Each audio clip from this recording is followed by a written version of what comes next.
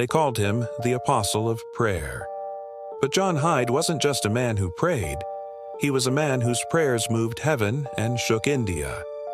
Born in 1865 in Illinois, Hyde was a quiet, almost shy young man.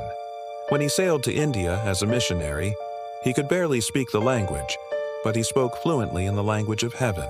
So instead of rushing into ministry activities, Hyde shut himself away to pray.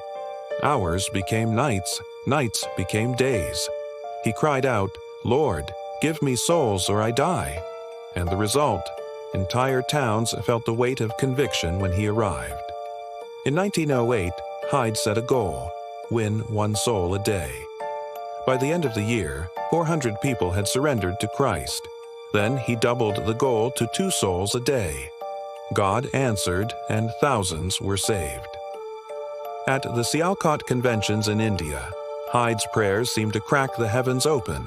Missionaries, pastors, ordinary believers all wept under the Spirit's power.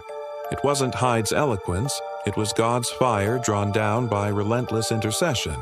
But his passion had a price. Praying late into the night, fasting and weeping for souls took a toll. Doctors discovered his heart had literally shifted position in his chest from the strain. Yet Hyde pressed on. Souls were worth more than his life. In 1912, his health collapsed. On his deathbed, Hyde's final words were a whisper: "Shout the victory of Jesus Christ." And then he stepped into the presence of the one he had spoken to for hours every day. John Hyde never wrote a bestseller. He never built a megachurch. But through prayer alone, he left a legacy that still inspires missionaries over a century later. This was just a glimpse.